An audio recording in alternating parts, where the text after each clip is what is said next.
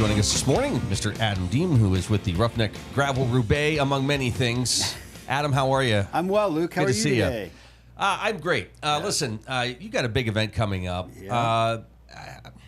There's so much that you're involved in. Before we talk about this event, just talk about your business and a little bit of your past, because it's quite impressive. Yeah, so, we started, 4 years ago now? We're going into the fourth year of the Roughneck Gravel Roubaix, and it's kind of just one of those things. I'd been racing bikes for quite a while, and I was out in Kansas at one of the biggest gravel races in the country, and I'm riding around in the heat and suffering, and I was like, man, we got all these dirt roads in Titusville. Why don't we have a gravel race? And, then I came, and I think you and I have talked about this before, Luke, but I came and talked to Neil and at the time Mayor Crouch, and I said, let's start one of these. And they were on board. So on board, in fact, they wanted to do it like the next week or month. And I was just like, guys, we got to have a little bit of time to get this thing going. So, we waited a year, and in 2022, we launched it. And, it's been fun ever since. And it's been great. Yeah. And this is one of those events that brings in folks, local people take part in it, but brings in, it's such a large community of people from all over. What's some of the things that you hear from those folks who visit our area? They love it. They like coming here. One of the best comments that I think I've ever got from a rider on one of the post-event surveys was that hometown feel. Yeah. These riders, they're coming, this year we have people coming from Arizona, California, Oregon, Connecticut, New Hampshire, Florida, and everywhere in between. And they just feel welcome by our community. And that speaks volumes of who we are as a community. It's also an area, not just Titusville, but around, northwest Pennsylvania, where a lot of times people need to see or experience something before they truly understand it or get it. And that's when you get the, what do you need? I'm on board for next year. Yeah, absolutely. Yeah, and I've seen a big return on that. My wife and our family, we moved back to town. We bought a house last May, or we closed on it last May. We moved in June. And, this year, every year the community support has been great. But this year, just with me being back and be able to talk to more people and spread the word, it's just been overwhelming, the amount of community support. How much of it is you spending time away that gave you some perspective? And here's where I'm going with this. A couple weeks ago, another great event, the Oil Creek Classic, took place. And Rotarians brought in a guest speaker who talked about this area and because he travels the world setting up events. And he said, well, you guys have a great spot. This is fantastic. You could have championship, events here. Yeah. And everybody in the room's like, oh, yeah, people have said that, but this guy has some clout. Some clout. Yeah. But you see that. Yeah. You've come back and said, boy, we've got some great trails. We've got great businesses. We've got great support. Yeah. Luke, I've done events in Europe. I've done events all over America, and we have something special. There is not an event I've been to that within a mile you're on gravel. From any direction in town. And that's pretty unprecedented. Our region was ahead of its time when we put the Justice Trail in from Titusville to Petroleum Center. I remember riding that as a kid. Yeah. And it was newish then. I think it went in the 70s, and to just have that kind of infrastructure already there, we already knew biking was important, but it's actually Pennsylvania ranks second in the country for cycling, in the amount of visitorship we get in the state as a whole for that. So it's pretty amazing. And just the terrain we have, and then the way we can connect our gravel and dirt roads out in these townships. Oftentimes I tell participants, they're like, why are you changing courses every year? And I'm telling them, because we have so much gravel available, so it's pretty amazing the amount we have, and oftentimes I'm excluding roads in making a decision. Well, I don't want to use, for example, Keys Road this year. We're going to use MacArthur instead, and that's at a four-way intersection that I'm making that choice. So And for those who don't know, I mean, you go out and you lay everything out. Yeah. You ride the trails, to make sure it's exactly how you want it to be. Yeah, yeah, and even You know, sometimes we have to make changes at the last minute. We recently had to make a change to the 100-mile and the 250-mile this year because there's a tree down on a trail that we're just not sure is going to be cleaned up, and we're worried about some safety hazards there. So, you know, we had to make a last-minute change on Friday, and I was out rechecking that change, you know, before I sent it out to the participants, just to make sure that it's safe. And, you know, one thing I'm always looking at is I'm looking at road crossings. I'm looking at conditions of roads. I'm looking at, you know, are they having to turn left across traffic or right with traffic? Because all that matters. And at the end of the day, I want everyone to get home safe. Yeah. So the Roughneck Gravel Roubaix under Oil Valley Endurance, correct? Talk about Oil Valley Endurance and what your hope is for that down the road. Well, you know, right now we're promoting 2 events. We have the Roughneck Gravel Roubaix. It's the spring event, Memorial Day weekend. And then we have the Rock Oil Foliage Frenzy in the fall. It'll be October 18th this year. And, you know, I think the goal is to continue to grow those 2 events and potentially look at bringing some other events to the region that are bike-centric. You know, I've had some people contact me about wanting to do ruck events and everything like that, but these aren't the spaces I know. You know, I'm going to leave those to our friends like Heather and Jacob that run the 5 and 13 or the OC 100 because they play in the run space in that space. And I want to be dedicated to the bike space. Yeah. So if you can pedal it, then yes. Yeah, exactly. What's different about this year? Now you mentioned the 251 mile route. Yeah. That's a haul. It's a haul. Yeah. And you know, last year we did that route and we did it as a figure 8, and they came back through the ironworks, and I liked it, but I felt like that gave people a bailout point. Oh, gotcha. So this year we redesigned that route completely. And if you look at it, Luke, it leaves here and goes out towards Tidiute all the way up to Buckaloons. And then it comes through the National Forest and down into Hickory, and then comes back around, back towards Titusville, out around Cherry Tree, around 2 Mile Run, all the way up into Spartansburg, and then back into town. Wow. And one thing we changed for them this year is we required all of them to have trackers on. So this week we'll be sharing out a link where you can do what's called dot watching, and you can watch the participants on that route do the entire thing and see where they're at. We'll be able to estimate their finish times, everything like that. So I don't want you to give any trade secrets out, but what's it take to coordinate this with all these different communities and areas? I mean, that's a lot of work. It's a challenge. You know, that's this route, I started that in August of last year. Wow. And, you know, I have to get a PennDOT permit for the event because we cross main roads, everything like that. So any of those places that we cross a state highway or we use a state road, we have to make the township aware. We have to insure each township. We have to insure PennDOT.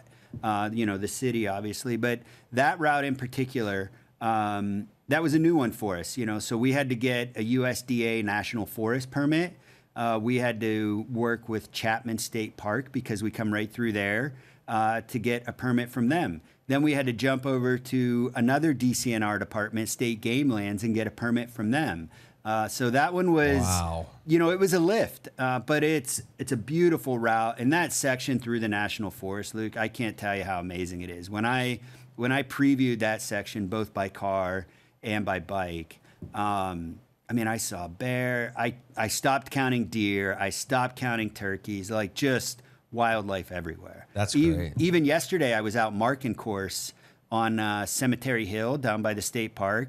Big old black bear runs out in front of me, and I was just like, man, that's amazing. You know, like saw a couple bald eagles by the Wren Farm train station yesterday. It was just a beautiful day to be out there in nature.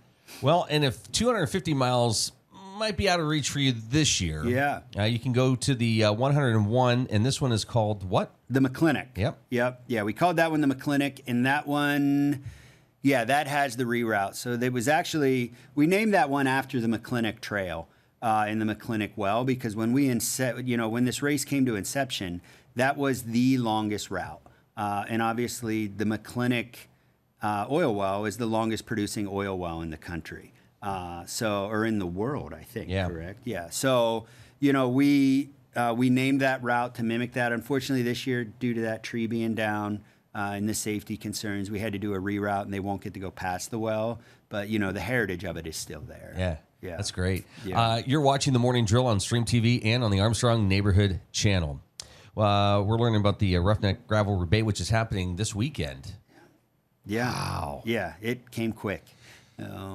You mentioned you starting to plan in August for at the time with McKinney, you were laying things out, but really you start planning shortly after last year's event, right? Yeah, I'm always going out, and whether I'm riding or driving the roads, just trying to find new routes, new features, new sections.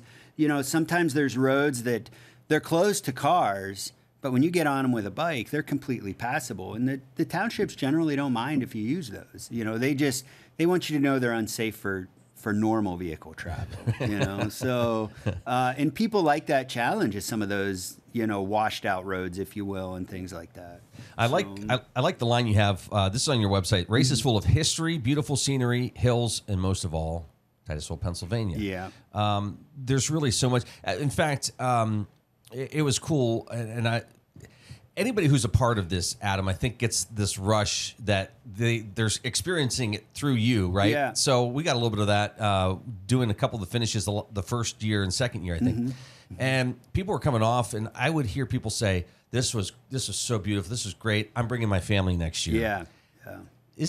That's got to make you proud when they're saying this is an area that I want to come back and visit. It is, yeah, and it does. Luke, it's and that's kind of what I sold Neil and John on when this all came to inception. Wasn't that we were going to have this one event and it was going to be, this huge thing and this big economic impact, which it's growing to that, Yes. But what's more exciting to see is, last week I was on the Titusville Ironworks podcast, and I see one of the riders ride by through the window as we're doing the podcast, and he's going out to preview the course. And it's those people that are coming weekly or monthly to come up here and ride. That's what I've heard people call sustainable gravel. A big event is one thing, but getting people to come back and continue to come back, that's the exciting thing. And then to hear they feel so welcome in our community that they want to bring their families, it shouldn't just be me that's proud of that, Luke. It should be our community. That's right. And again, it takes time to build that, but there's events like what you're doing that, that it happens a lot quicker because there's excitement, but it's well planned. Yeah. You put the time in. Yeah, and it's planning for, I think, scalable and sustainable growth rather than trying to get so big so fast, because that allows you to put in processes to keep everyone safe, to make sure that registration goes smoothly, to make sure that all aspects provide a good experience for, the person that's coming to do the event. You mentioned being on the podcast. These guys are trouble, just so you know. They but are. Talk about how Ironworks plays a role in everything. Yeah, so year one, I went to Bob and said, "Hey, Bob, I'd love to be able to use Ironworks as kind of the start-finish venue. It's something unique. We're lucky to have it, and it's a venue unlike almost any other gravel race I've been to. A lot of them, they start in parking lots or, state park parking lots or, just small areas, grassy fields or what have you. So to have a venue like the Ironworks that is showing the history of our region and community and, for people to come in and see that, they're just like, holy cow, what is this place and who did this, So, and then for them to start reading the history of what's occurred here. I often tell people when I'm on the phone with them, we have a few influencers coming this year to be part of the event to hopefully help it grow in years coming. And I always tell them when I start the conversation off with them, I'm from the most famous town you've never heard of. And they're like, really? Come on. Nobody wants to believe it. And then I start talking about it, and you can just hear their jaw hitting the table like, holy cow, how have I never heard of this town where the first modern production oil well was, or where John Heisman played high school football? They start hearing that, Luke, and they're like, I can't wait to come here and see this history. So it's exciting to be able to spread that word and be part of it. That's great. Now, is the BMX part of the finish or no? So it'll depend on the weather this year. Okay. If it's, right now we're looking at rain, I think like Wednesday, Thursday, Friday on one model I've seen, Tuesday, Wednesday, Thursday on another model. You and I both know in this region, that's highly unpredictable. Yes. I mean, it could end up snowing tomorrow for all we know. It could, yeah. I think as a kid, I remember snow around Memorial Day. We did golf like 2 years ago, and it was like a 15% chance of rain. Yeah. That 15% was over us. Right. Everywhere else, it was blue skies and poured right on us. And I've definitely seen that happen when I've been out on our roads riding. Is like on that hillside, I'll see rain, but on my hillside, it's perfectly sunny and dry. Yeah. So, these Allegheny foothills, they hold it right here for us, or they keep it out. Well, see, this is interesting. We'll have to have you back sometime just to talk about this, because what's the approach when you're looking at weather? Is there much you can change or how you ride? Or no, generally for the athletes, they might make a different tire choice. But other than that, they might pack a raincoat with them or something like that. Okay. I do plan to have a little more sag available this year. Potentially based on the forecast. But this year we're lucky the city's letting us finish down on Mechanic Street by Dr. Sonnenberg's office there. Oh, yeah. So we'll actually be closing Mechanic Street Friday night, and it'll stay closed, through Saturday night. So that way they can start and finish at the same spot. But right now the plan is they will come around, use the BMX track, and then come out through Ed Meyer and come back to the city, and then go behind the middle school on the actual trail and finish coming in that way. Okay. Now, I don't know how much time you have to talk to people. I got all day, Luke. Well, no. I meant like during the event, because do you head over to Ironworks and talk to people who have finished up? Because I would imagine they're having a great time relaxing and just talking about what they experienced on the ride. Yeah, that's definitely something this year. Jay Witoski's helping me with some videography services, and we're going to try to get some interviews and stuff to kind of create a little different landing page on the website and get some of those, positive comments like you were asking about earlier right on tape, so we can share those right on the website. Yeah, that's great. Yeah. And again, if folks are like, boy, that sounds awesome just to watch, where are there spots that you can line up to kind of watch some of this in action? So if you get to the BMX track and you want to watch the riders like you're showing now, come across there. I'm guessing we'll start seeing riders there around 12 and probably straight through till 4 or 5 o'clock at night. Another great place to watch them. Come in and out of town this year. We're back on the Jersey Bridge, going across the Jersey Bridge there. Or, the first race Saturday morning goes off at 8:30. And for every half hour after that, until 10:30, you'll see another group go off. Oh, wow. So, come down and, to BSI or the Ironworks there, and you'll see the big banner, and we'll get you down there and get you to watch the start and the finish. That's so funny. People get to that BMX track and they're, I just rode, however many miles, and now, and they're doing it backwards. Right. Yeah. Now, they've done a lot of redesigns to the BMX track this year, so it's a little easier to pedal now, either frontwards or backwards. There's definitely some stuff in there the last couple years that caught a lot of people off guard. But, I like it because if it's coming down to, where there might be a big group of a sprint finish, sometimes those can be pretty unsafe, and I don't want to see anyone crash. So having a feature like that to be able to kind of separate those riders, by their skill, super helpful, and it makes things a little bit safer. That's great. So, Adam, congratulations on just the success of this event and everything, the energy you're bringing to the area. It's fantastic. Yeah, thanks, Luke. So good luck, and if folks have questions, they want to read more about it, can they go to a website? Yeah, go to our website, oilvalleyendurance.com, and registration is still open, so if there's anybody out there that's watching this that wants to register, you can do that right through the website. If you're interested in volunteering, there's even a place on there where you can send me a note about that. So, we'd love to have you out there.